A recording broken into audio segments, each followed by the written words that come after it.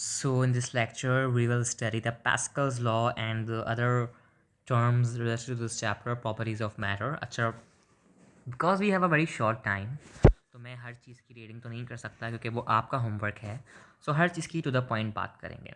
So what is pascals law, इसको state करना आना चाहिए और इसके एप्लीकेशंस को आपको पढ़ना आना चाहिए, उसको समझना आपको आना चाहिए. तो प्रेशर अप्लाई किया जाता है at any point of a liquid.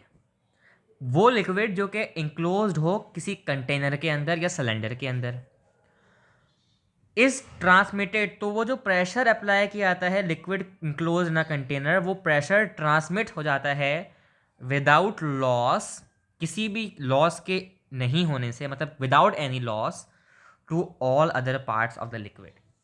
तो उसके तमाम लिक्विड के पार्ट्स में ट्रांसमिट हो जाता है without any loss.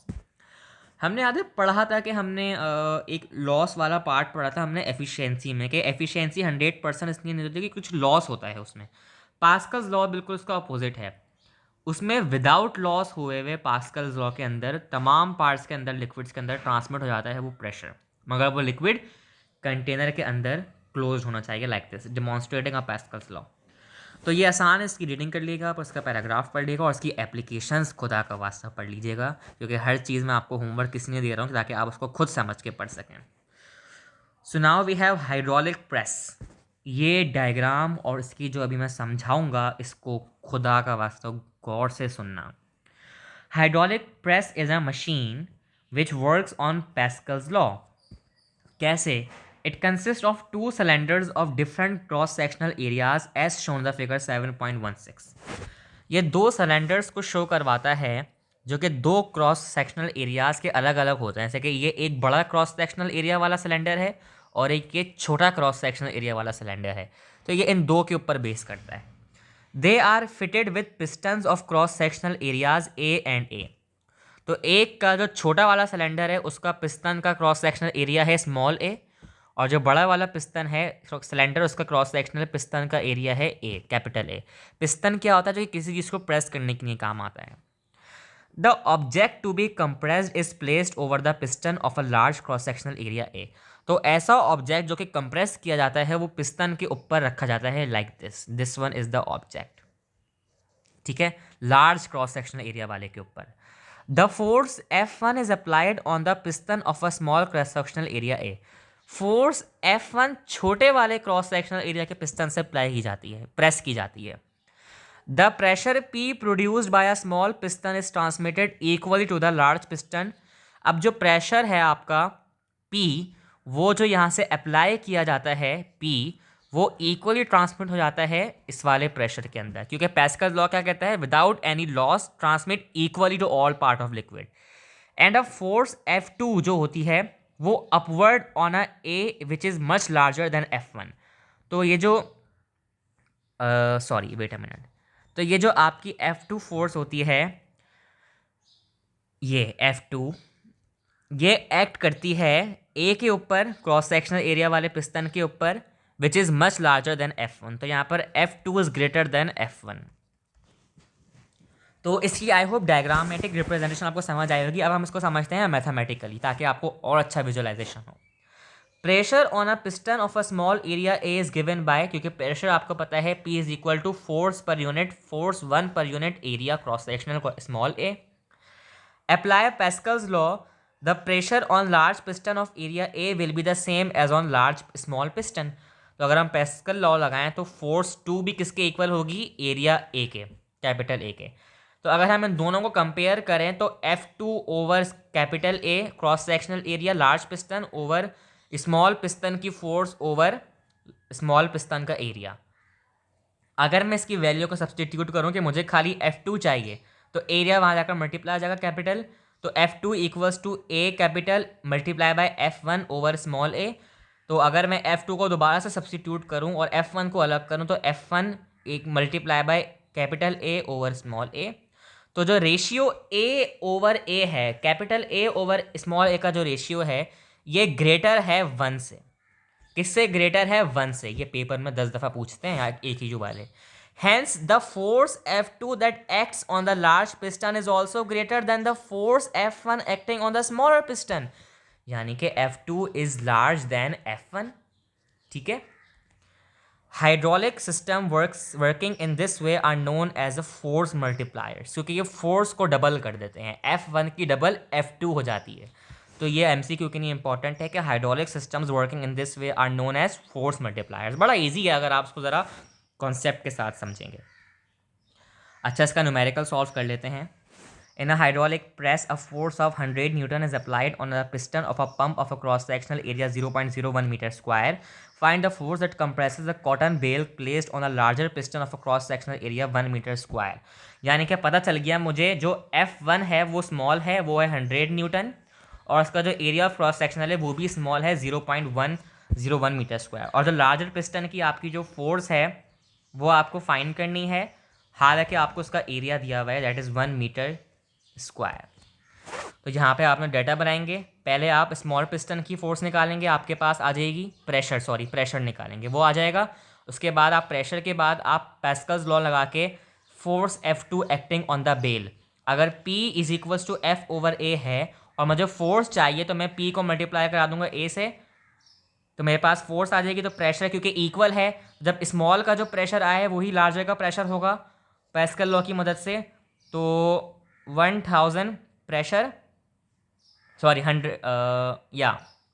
10,000 pressure multiply by area of cross sectional जो आपको दिया था 1 मीटर स्क्वायर, तो आप करोगे तो आपके पास वही आंसर आएगा 10,000 हाइड्रोलिक आपके पास फोर्स आ जाएगी। Thus the hydraulic press will be compress the bale with a force of 10,000 newton. बहुत आसान है न्यूमेरिकल, मगर बच्चे इसमें पेपर में घबरा जाते हैं। हालांकि AQU में एज इट इज़ यही डायग्राम बना के आपको क्वेश्चन देते हैं, बच्चे घूम जाते हैं इसमें। Okay, so we have a braking system in vehicles. तो ब्रेकिंग सिस्टम इन व्हीकल्स कैसा होता है, और उसको डील करते हैं। आपके सामने डायग्राम बनी हुई है, तो ये होता है hydraulic brake of a car. तो ये कैसे वर्क करता है और उसको डायग्राम के जरिए और उसके पैराग्राफ के जरिए समझते हैं। The braking systems of car या फिर बसेस के अंदर also work on a Pascal's law. ये भी पास्कल लॉ के ऊपर बेस्ड करता है ब्रेकिंग सिस्टम। ब्रेकिंग जैसे हम ब्रेक लगाते हैं ना गाड़ी के अंदर या बस के अंदर, तो वो कैसे ब्रेक करता है और समझते हैं। The hydraulic brakes as shown in figure 7.17 allow equal pressure to be transmitted throughout the liquid. वही बात हो गई जो हमने पहले पढ़ी। When brake pedal is pushed, brake pedal कहाँ है आइए देखते हैं। ब्रेक पैडल हमारे पास है ये रहा। जब ब्रेक का पैडल पुश किया जाता है, इट एक्सर्ट यानी कि लगाता है force on the master cylinder. Master cylinder यानी कि इस पर, डायग्राम को समझो, विच increases the liquid pressure in it, जो कि उसके अंदर लिक्विड प्रेशर को बढ़ा देती है। The liquid pressure is transmitted equally through the liquid in the metal pipes. तो ये जो आपके पास हैं ये मेटल पाइप्स हैं, ठीक है, to all the pistons of the cylinders. अब जितने भी आगे पिस्टन्स आएंगे, जैसे कि एक ये पिस्टन हो गया, एक ये पिस्टन आ गया, तो इसमें इक्वली ट्रांसमिट करता है। Due to the increase in liquid pressure, the piston in the cylinders move outward. The pistons in the cylinders पे कहाँ हैं, ये रहा आपके पास सिलेंडर्स के पिस्टन्स, ये रहा, और एक ये रहा, और एक ये रहा। तो ये जो सिलेंडर के पिस्टन्स होते हैं, तो इसके अंदर क्या होता है, लिक्विड का जो प्रेशर होता है वो मूव करता है outward, pressing the brake pads with the brake drums. तो वो ब्रेक पैड्स को भी प्रेस करता है, यानी कि ये वाले पैड्स को भी प्रेस करता है, और ब्रेक ड्रम्स को भी प्रेस करता है, ठीक है। उसके बाद क्या होता है, the force of friction between the brake pads and the brake drums stops the wheel. तो जो फोर्स ऑफ फ्रिक्शन होती है between the brake pads and the brake drums, वो किसको स्टॉप कर देती है, रेयर व्हील को। तो इस तरह आपकी गाड़ी स्टॉप हो जाती है। तो ये आपके पास हाइड्रोलिक प्रेस का एप्लीकेशन है व्हीकल्स के अंदर, जिसको आप समझ के पढ़ सकते हैं। इसी तरह अब हम पढ़ेंगे अपना आर्चिमेडिस प्रिंसिपल या फिर आर्किमिडीज प्रिंसिपल। इसके बहुत सारे प्रोनाउंसिएशन हैं, आप इसको, मैं तो इसको आर्चिमेडिस प्रिंसिपल कहता हूँ, और ये बहुत ज़्यादा दुनिया में यूज़फुल प्रिंसिपल है। तो आइए इसको पढ़ते हैं। An air-filled balloon immediately shoots up to the surface when released under water.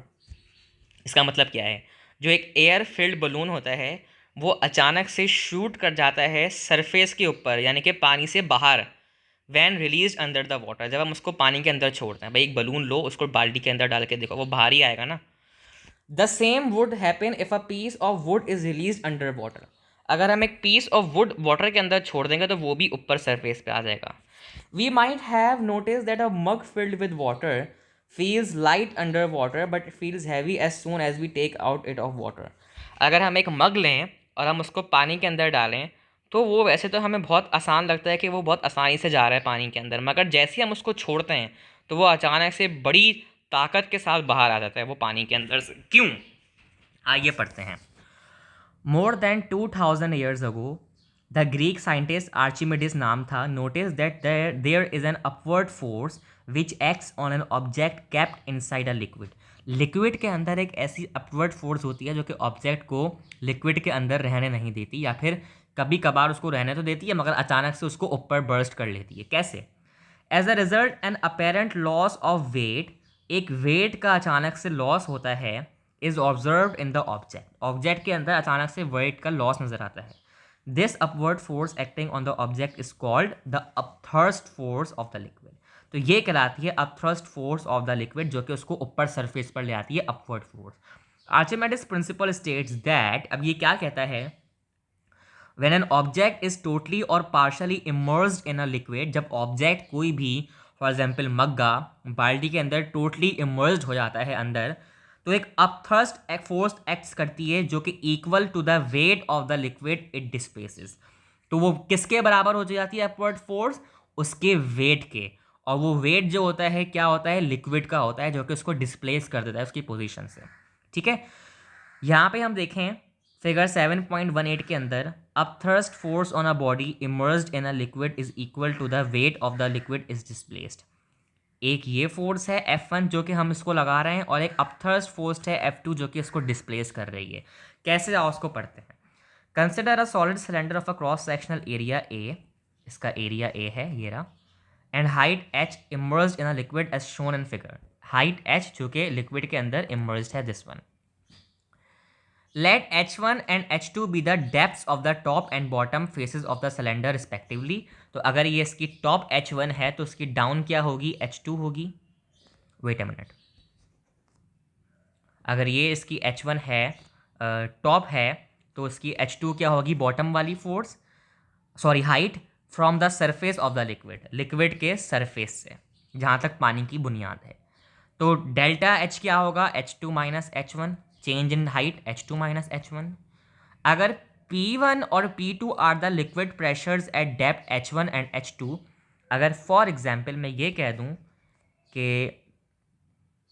एक मिनट, अगर मैं ये कह दूं कि मेरे पास P1 और P2 ऐसे प्रेशर्स हैं, जैसे कि ये P1 है और P2 यहाँ पर नहीं है, मैं लिख देता हूँ P2 यहाँ पर है, ये प्रेशर्स हैं लिक्विड के डेप्थ के अंदर, तो and rho is the density, then according to the equation 7.3, equation 7.3 कौन सी थी हमारे पास? आइए देखते हैं। इक्वेशन 7.3 हमारे पास थी, 7.4 तो पैस्कल लॉ की हो गई, तो 7.3 मेरे पास होनी चाहिए this one, P is equal to rho into g into h, जो हमने ड्राइव की थी लिक्विड प्रेशर की। तो according to the 7.3 equation, pressure is equals to rho into g into h, तो P1 इक्वल्स टू, डेंसिटी तो एक ही होती है ना, डेंसिटी तो वाटर की एक ही है, तो डेंसिटी इंटू ग्रेविटी भी एक होती है मगर हाइट चेंज होती है, h1। इसी तरह P2 is equals to rho into g into h2। Let the force is exerted at the cylinder top by the liquid due to pressure P1 and the force F2 is exerted at the bottom of the cylinder by the liquid due to P2। तो ये paragraph तो आपको समझ आया होगा कि ऐसी force ले लो जो कि F1 पुट कर रही हो टॉप से, और ऐसी फोर्स पुट कर लो जो कि नीचे से पुट कर रही हो, ड्यू टू प्रेशर 2 और प्रेशर 1। अब क्या होगा? F1 किसके बराबर हो जाएगा? P is equals to F over A। तो F1 किसके बराबर हो जाएगा? F1 equals to P1 into ए। तो P1 इंटू ए किसके बराबर हो जाएगा? रो इंटू जी इंटू H1 और इंटू ए भी इसके साथ आएगा। तो F2 किसके बराबर हो जाएगा? P2 इंटू ए। तो P2 इंटू ए किसके बराबर हो जाएगा according to equation? Rho into g into H2 into a. ठीक है, F1 and F2 are acting on the opposite faces. अगर आप देखो F1 ऊपर से आ रही है और F2 जो है नीचे से आ रही है, ऑपोजिट कर रही हैं faces of the cylinder. Therefore the net force F will be F2 minus F1 होनी चाहिए net force. The direction of the F2 is net okay, जो आपकी नेट फोर्स आएगी वो किसके डायरेक्शन में होगी? F2 की डायरेक्शन में, क्योंकि वो अपनी डाउनवर्ड से लग रही है। दस दिस नेट फोर्स F, अब जो F2 माइनस F1 करके मुझे F मिलेगा net force on the cylinder is called the upthrust force of the liquid. तो वो अपथर्स्ट फोर्स जो कि नेट फोर्स निकालने पर मौजूद हो आर्चिमेडीज प्रिंसिपल के लिहाज से F2 minus F1, that is known as the upthrust force of the liquid. तो F2 माइनस F1 जब मैं करूँगा तो मैं इन दोनों के कंपोनेंट्स को भी आपस में माइनस करवाऊंगा, मतलब PgH2A में से माइनस करा दूंगा PG बोल रहा हूँ, रो GH2A ए माइनस रो GH1 इंटू ए। अगर मैं इसमें से एरिया को कॉमन ले लूँ, एरिया को कॉमन ले लूँ और हाइट को मैं डिस्ट्रीब्यूट कर दूँ, तो मेरे पास क्या होगा? रो जी ए, एरिया मैंने दोनों में से कॉमन ले लिया तो H2 माइनस, मैथमेटिक्स में याद है H2 माइनस H1 हो जाएगा, क्योंकि अगर A माइनस B है तो हम उसको ब्रैकेट के अंदर लिख देते हैं। तो रो जी ए इंटू H2 माइनस H1, ठीक है। और अपथर्स्ट फोर्स मेरे पास ये भी हो सकती है कि रो इंटू जी इंटू ए इंटू एच, अगर सिर्फ एक कंपोनेंट की है, या फिर मैं अपथर्स्ट फोर्स को कह सकता हूँ रो इंटू जी, एरिया टाइम्स हाइट क्या होता है? Volume into volume. Here AH is the volume V of the cylinder and is equal to the volume of the liquid displaced by the cylinder। यानी कि ये जो वॉल्यूम है सिलेंडर का किसके बराबर हो सकता है? लिक्विड के डिस्प्लेस्ड वाले वॉल्यूम से भी बराबर हो सकता है। Therefore rho into g v is the weight of the liquid displaced. Number 1 नोट कर लो पॉइंट को। इक्वेशन 7.6 जो है shows that an upthrust acts on the body immersed in a liquid and is equal to the weight of the liquid displaced, which is Archimedes principle। बहुत ही easy है। आओ उसके न्यूमेरिकल सॉल्व करते हैं। थोड़ा कॉम्प्लिकेटेड हो जाएगा न्यूमेरिकल, मगर जब मेरे साथ सॉल्व करेंगे तो आपको ये आसान लगेगा। A wooden cube of sides 10 centimetre each has been dipped completely in water. Wooden cube है जिसकी साइड लेंथ है 10 centimetre each, has been dipped completely in a water, immersed completely in a water. Calculate the upthrust force acting on it. वाह, बहुत ही easy है। सबसे पहले तो centimetre को मीटर में कन्वर्ट करेंगे। लेंथ 10 सेंटीमीटर को डिवाइड कर दो 100 से, 0.1 मीटर हो जाएगा। वॉल्यूम ऑफ क्यूब क्या होता है? लेंथ का क्यूब, यानी कि अगर 0.1 मीटर है तो मैं उसको क्यूब कर दूंगा तो मेरे पास क्या आएगा? 1 into exponent -3 metre cube. Cube करने से डेंसिटी ऑफ वाटर क्या होती है? 1000 किलोग्राम मीटर क्यूब, मैंने बताया था इनवर्स। अगर अपथर्स्ट फोर्स चाहिए, मुझे डेंसिटी पता है, मुझे ग्रेविटी की वैल्यू पता है 10, मुझे वॉल्यूम पता है ईच साइड का 1 into exponent -3, 10 newton upthrust force आ जाएगी। Upthrust force of water acting on the wooden cube is 10 newton. अच्छा, बहुत ईजी न्यूमेरिकल था, मगर अब आपको करना क्या है? एक तो आपको डेरिवेशन आनी चाहिए इसकी पूरे आर्चिमेडीज प्रिंसिपल की, और आपको 2-3 फॉर्मूला याद करने हैं आर्चिमेडीज प्रिंसिपल के। कौन कौन से? एक तो दिस वन नंबर 1, एक दिस वन नंबर 2, और एक दिस वन नंबर 3, और बल्कि ये भी कर लो। चारों आपको ये फॉर्मूला याद करना है, क्योंकि पेपर में ऐसा अक्सर ये होता है आपको एरिया दिया हुआ होता है, आपको वॉल्यूम नहीं दिया हुआ होता, तो आपको फिर एरिया के लिहाज से पुट करनी होती है। आपको फोर्स दी हुई होती है, प्रेशर नहीं दिया होता, तो आप इनमें से कोई भी वैलिड फॉर्मूला यूज़ कर सकते हो। लाइक इक्वेशन ऑफ मोशन में भी यही करते हो ना आप। अगर एक्सेलरेशन दिए हुए तो आप सेकंड इक्वेशन ऑफ मोशन लगा लोगे, अगर आपको नहीं दी हुई तो आप फिर फर्स्ट लगाओगे। तो इसी तरह आपको ये चारों फॉर्मूले याद करने हैं, क्योंकि पेपर में कोई भी इन चारों फॉर्मूले से आप सॉल्व कर सकते हो, अपना न्यूमेरिकल वैलिड है। तो this is called the Archimedes principle. अच्छा, इस चैप्टर की खास बात यह है, बच्चों को बड़े मुश्किल क्वेश्चंस लगते हैं, क्योंकि एक ही के एग्जामिनेशंस के अंदर बड़े मुश्किल क्वेश्चंस आते हैं इस चैप्टर के, मगर उसको सॉल्व करने की ट्रिक मैं अभी से बता रहा हूँ। बुक के पेजेस को और डेरिवेशंस को और डायग्राम्स को रट लो तो आपका ये चैप्टर पूरा नंबर का हो जाएगा। जी हाँ, क्योंकि टोटली बुक में से आता है ये वाला चैप्टर। सिलेंडर की डायग्राम दी हुई होगी और वही डेरिवेशन दी हुई होगी, ले लो सॉल्व कर लो। बच्चे इसमें घबराते हैं, भाई जब सब कुछ दिया हुआ है बुक में तो रट्टा लगाओ, जाओ सॉल्व करो। ये चैप्टर मैं सही बता रहा हूँ, रट्टे वाला चैप्टर है। कॉन्सेप्ट वाला तो है, मगर रट्टा काफ़ी है इसमें, डेरिवेशन याद करनी है। सो density of an object. Archimedes' principle is also used helpful to determine the density of an object. Wow. The ratio in the weights of a body with an equal volume of a liquid is the same as in their densities. मतलब क्या है, जो ratio होता है wait का body के with an equal volume liquid के, वो किसके बराबर होता है, सेम होता है एज इन देयर डेंसिटीज़ के. Density of the object for example D है, density of the liquid for example rho है, weight of the object for example W1 है. Weight of equal volume of liquid क्या होगा फिर, W is equal to W1 minus W2. अच्छा, यहाँ पर W2 minus W1 नहीं है, यहाँ पर W1 माइनस W2 है, क्योंकि पहले का वेट ज़्यादा होगा, दूसरे का वेट कम होगा, क्योंकि लॉस होगा उसका. Here W2 is the weight of the solid in liquid. जो सॉलिड अंदर इमर्स्ड है वो कम वेट का है, और जो W1 है वो आपका इक्वल वेट है, मतलब सॉरी इक्वल वेट नहीं है, लिक्विड का वेट है. According to the Archimedes principle W2 is less than its actual weight W1 by an amount W. क्यों? क्योंकि आपको पता है ना, अब स्टोन को अगर आप किसी वुड को डालोगे तो उसका लॉस होगा अमाउंट का जब आप उसको थर्स्ट फोर्स दोगे, तो इसलिए W2 यहाँ पर लेस है. Since density of a object over density of a liquid किसके बराबर है according to density of an object, Archimedes principle है कि W1 ओवर W के, यानी कि weight of the liquid over equal weight. तो अगर आप डेंसिटी को सब्स्टिट्यूट करोगे तो P वहाँ पर जाके मल्टीप्लाई हो जाएगा, और डेंसिटी को अगर आप यहाँ पर ले लोगे तो W1 किसके बराबर होता है रेशियो में, W2 माइनस W1 के. देखो ना, अगर W1 ओवर W है तो ये W किसके बराबर है, W2 माइनस W1 के, और W1 को मैंने ऐसे ऊपर ले लिया और मल्टीप्लाई मैंने P कराया, जो that is the density formula. क्योंकि यहाँ पर W2 माइनस W1 इसलिए आया क्योंकि मुझे W1 को सब्स्टिट्यूट करना था, तो W1 को सब्स्टिट्यूट मैंने माइनस के साथ कर दिया, ठीक है, क्योंकि एनर्जी का उसका लॉस हो रहा है उसके वेट का, तो इसलिए मैंने W1 के साथ माइनस लगाना था, तो इसलिए मैंने W2 को पहले लिख दिया, W-1 को मैंने बाद में लिख दिया और मल्टीप्लाई बाय P.